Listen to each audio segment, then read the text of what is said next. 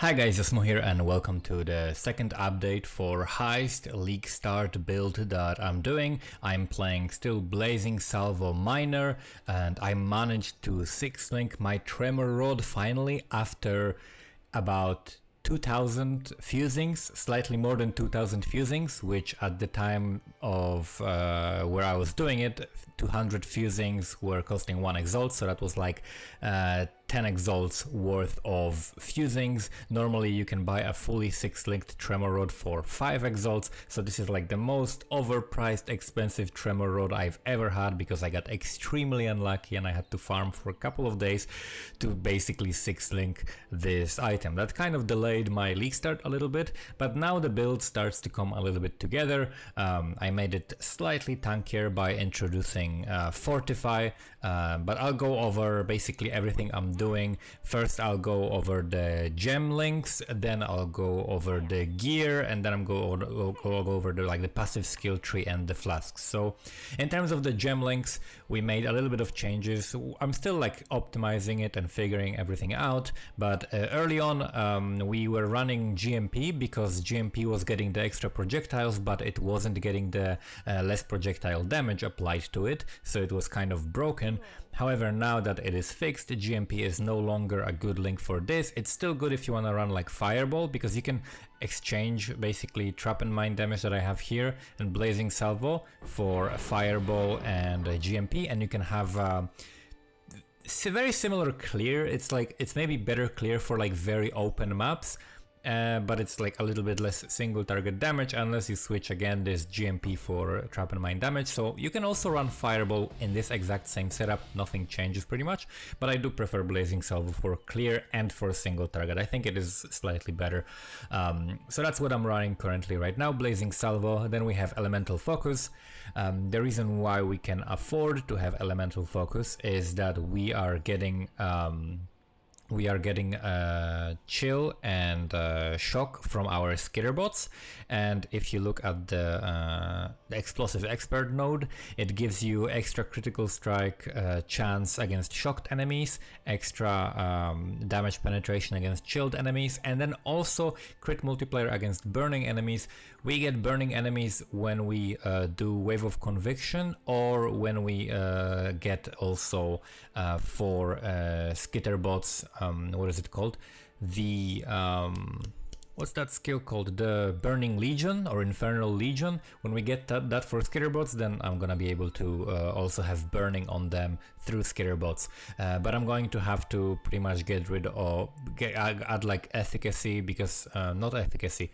Enlighten because I want to reduce the reservation, right? With Enlighten combined with skitterbots and with Herald of Ash, this is gonna be pretty nice. But right now I still have like pretty big amount of reservation. I could cut out like the Herald of Ash. However, it is extra damage, right? It is extra 12% damage on top of what I'm doing. An next link here, so that's why we can afford Elemental Focus, right? Because we don't need this to ignite. Also, this is dealing a lot of small hits, which Ignite is not good with. Ignite is good with like one big hit. When you do like giant hit, that's when Ignite is good. When you do like a lot of tiny hits, Ignite is not good. Then we have Minefield. I prefer Minefield for running like, especially I tried it also with this destructive apparatus cluster, which gives you a lot of throw speed, and maybe I'll change something to get it later on. But even with this, it's not that slow. Like you see, basically it stops me for like half a second, but it definitely makes the playstyle and the clear much nicer with the Minefield. Instead of Minefield, if you want to go like the opposite route, you could go with Charged Mines, and that would give you frenzy charges, that would give you some extra crit, and that would give you like 30% more mine throwing speed as well, right? So that charged mines instead of minefield support if you want to throw the mines much faster. However, I prefer this playstyle for clearing. Then we have Inspiration, which reduces the mana cost, which is great, and then gives you more elemental damage and more crit strike chance. Then we have Fire Penetration, which is like the biggest damage link pretty much. And then we have Trap and Mine damage, another giant link for the damage. So that's basically the Blazing Salvo setup. Then we have, like I said before, Skitterbots and Herald of Ash. I also have Flame Dash, Touch. Then we have the setup with Wave of Conviction, Hex Touch, which is Curse on Hit, and Flammability. And on top of that, we also have Combustion, because if you ignite and you do ignite with this Wave of Conviction, you will also get 18%, minus 18% to fire res. So you're doing minus 18% to fire res.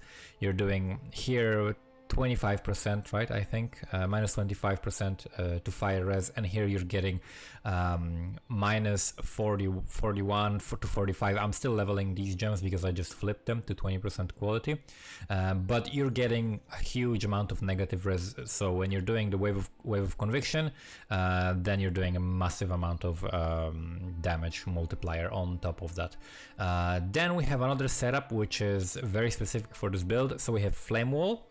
We have Arcane Surge. So when you're replacing Flame Wall, we have Arcane Surge, and you'll notice like when I press it, it's 7 seconds, because we also have increased duration, which means the Flame Wall will last longer, the Arcane Surge will last longer, and then I also have Smoke Mine with it, which means that the speed buff lasts like 11 seconds. So you only do it like every 11 seconds, and the speed buff lasts much longer, and also the cloud lasts much longer if you're using it on like a boss fight for extra evasion and stuff like that. So those are the links. If I was running a chest piece with sockets, then I would be probably like combining these sockets somewhere on the chest, and I would also have like a cast when damage taken Immortal Call setup. So that's something that I'll have when I switch to CI version of the build, because eventually I'd like to do that. In terms of the gear, of course, Tremor Rod counts hard, and then I don't have much besides that. The only thing that I would make sure to invest if I was you, I would be like the 30% movement speed on boots, pretty important. So I got just some boots with like life and couple resists with 30% movement speed. And then we also need a bunch of strength on this build, so I have a strength on the amulet and on the belt. And on the amulet, what you want to get is global crit multi, life or ES if you're running ES, and resistances. And then you want to also have an empty suffix. For now I have increased global critical strike chance, but later on I will have probably minimum endurance charges, and I would put minimum endurance charges on this and this. Could also put minimum frenzy charges if you want to go zoomer, but minimum endurance charges are going to be very, very nice. I got a helmet, I got a hubris circlet, that is already item level 85 and has Blazing Salvo, deals 40% increased damage enchant on it. And I'm just running like just a little bit of life and resists on it, but later I will craft it to have a lot of ES and some resists on it, right? So that's gonna be for my later ES setup. In terms of the flasks, we did something really interesting. In order to make this build a little bit more tanky, since we have to run mana flask, and since we would like to run life flask, we would like to have some extra life recovery. I am running the enduring hollowed hybrid flask. This means this is simultaneously a life flask and a mana flask, and this is a life flask that can have enduring on it, right? This is the only way you can have enduring on a life flask, and the reason why we run it is because we have anointed. It doesn't show here. Oh, it does. Okay, hardened scars. So this is 15% increased life recovery from flasks, and also fortify during any life flask effect, and this counts. So when I press 2, I have fortify here, and if I get some flask duration on belt, this is gonna last another second as well. I can boost this to 26 quality with betrayal again.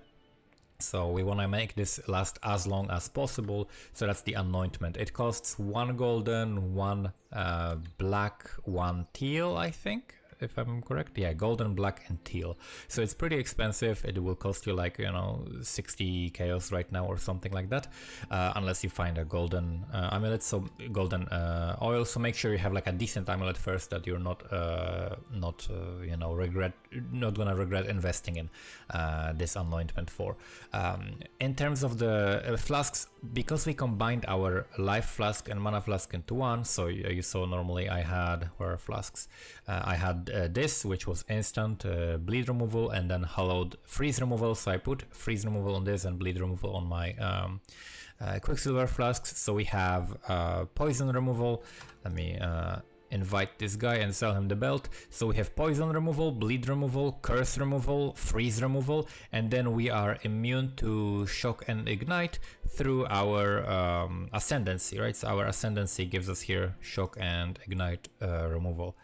Quick trade while we are recording, so thank you very much. Just run a temple, 15C profit, got some maps. So this league, map sustain is a little bit difficult for some people, so I definitely recommend doing temple for that. So back to the passive skill tree. So if we look at the passive skill tree, we are still picking up mostly life and crit, but what I changed, instead of going for acrobatics, phase acrobatics, although I can like sacrifice some damage and grab that later, and then there is also possibility of going to here, grabbing this life, this crit, and going to here, grabbing this life, and getting Wind Dancer. That's one way you can become more tanky, but you will have to sacrifice a bunch of damage. Another way to become more tanky, which will also be valid for playing later, is this, getting some block nodes, and this allows you to get counterweight, which is a massive damage node. It's 60% crit and 30% crit multi. It's an insane node. There's also like 30% crit next to it, and we have 6% block, 6% spell block, and then we have another 4%, so this is 10%, and we are running of course the roomies, so we're getting a bunch of block. Tremor Rod has also block, so we're getting a bunch of block. I'm at like 50% block and like 20% spell block, something like that. Later on we'll be able to like grab this block maybe as well when we're going the CI route, because right now the only thing that kills me pretty much is like massive chaos damage spikes, because I have very low chaos resistance.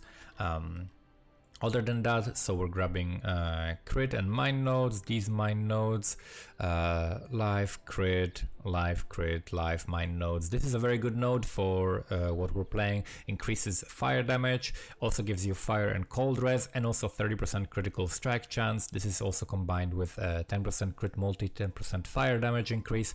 So this is a very nice wheel to get here.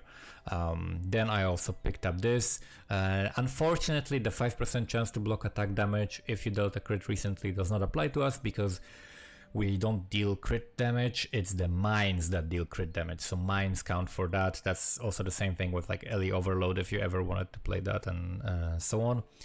So that's pretty much it. Another thing I have here is mana flask duration. So we have flask duration, which applies to all flasks, and also 20% more recovery. So 10% duration, 20% flask recovery. For this build later on, for damage, for the sake of damage, the best thing to get are going to be jewels, because they're you're gonna be able to get like jewels that have like up to 3 crit multi, so you can have like 45% crit multi and like 6% energy shield on it, and that's like a most insane node you can ever get. So you can get it like 1, you can get 2, you can get 3, you can get 4, you can get 5 of these. You can get 5 jewels like that very easily. Like you could even go toward this one if you wanted to, so you can get a lot of crit multi later on with jewels, but that's gonna be like a very expensive thing later on. So that's where the build is right now at. Currently I'm farming T16s and finishing my Atlas. I have most of the watchstones. I still have to get like 2, 3, 4, 5, 6. I have 6 more watchstones to get, and then I have all of the watchstones. Doing some delving in temple while that is happening, and currently not doing any heist because heist is still a little bit bugged, but I have like over 200 contracts, close to like 300 contracts. I also have some in my stash, so like close to 300 contracts, and when this is fixed, like basically, I told someone recently, thank you for being my beta tester while I complete my Atlas. I think you are much better off like completing your Atlas and doing all of that than engaging in heist for now, because they are still fixing the mechanic and making it better and better. And later on during the league, this is gonna be amazing. So I'm just making the character stronger so that I'm gonna be able to run the best heists and not be at the danger of dying and losing anything. So making the character better right now, and later we're gonna engage with Heist in a few days, I guess. So that's it for this update. Thank you guys for watching and see you next time.